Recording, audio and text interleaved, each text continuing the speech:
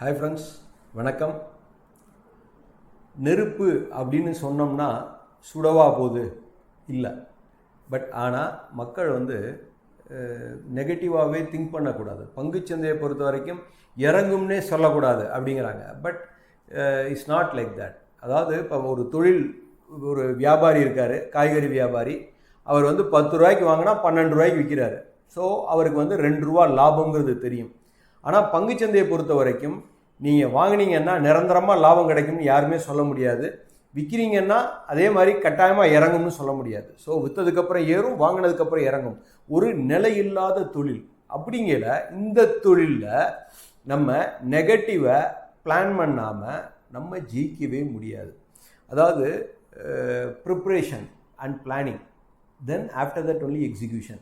So அதாவது faced மேனரில் வாங்கணும், faced மேனரில் விற்கணும். நம்ம எவ்வளவு தூரம் இறங்குனா நம்மளால் தாங்க முடியும் அப்படிங்கிறத நம்ம தெரிஞ்சுக்கணும் முதல்ல.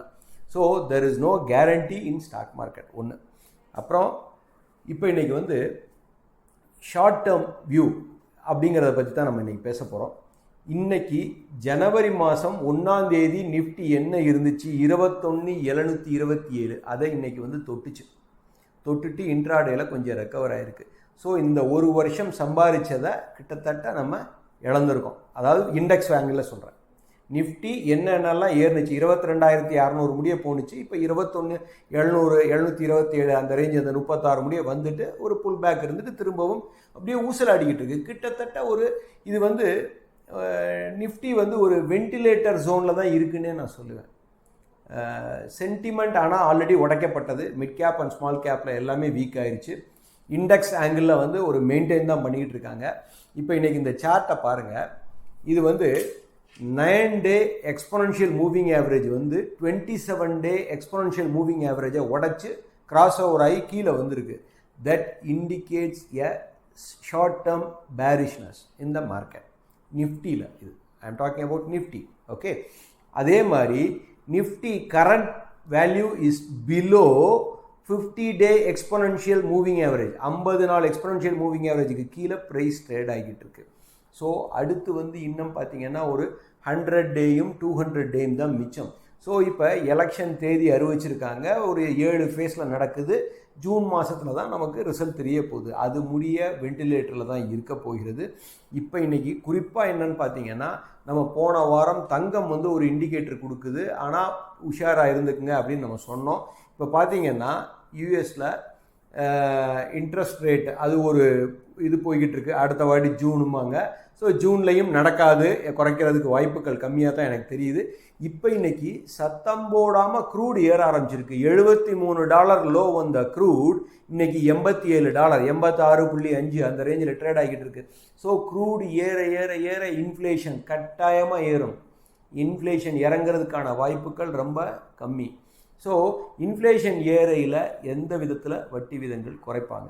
இது ஒரு பெரிய கேள்விக்குறி.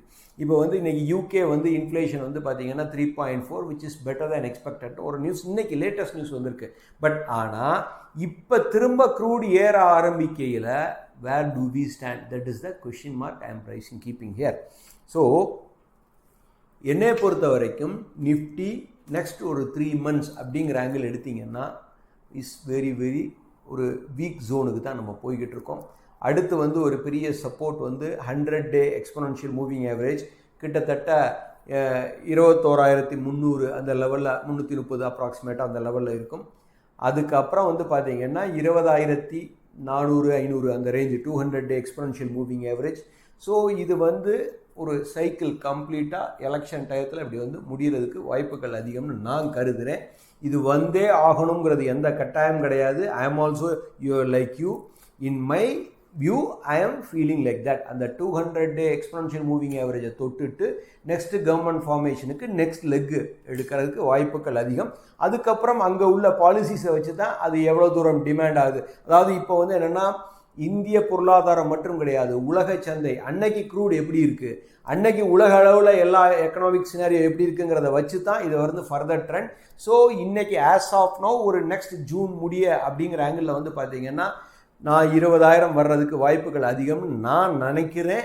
இது நடக்குமா நடக்காதா தெரியாது. இதை வச்சு எதுவும் பொசிஷன் எடுக்க வேண்டாம். பட் ஒரு ஸ்டெடி ஆங்கிளில் நம்ம இதை எடுத்துக்குவோம். ஒரு லேர்னிங் பாயிண்ட்டுக்கு இதை நம்ம எடுத்துக்குவோம் அப்படிங்கிறது என்னோட கருத்து.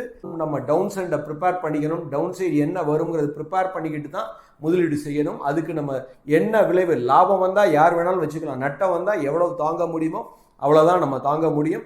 ஸோ அடுத்தவனை பார்த்து நம்ம சூடு போட்டுக்கணுங்கிற அவசியம் இல்லை. ஐ ஹோப் இந்த வீடியோ பயனுள்ளதாக இருக்கும் நம்புகிறேன். Thank you all.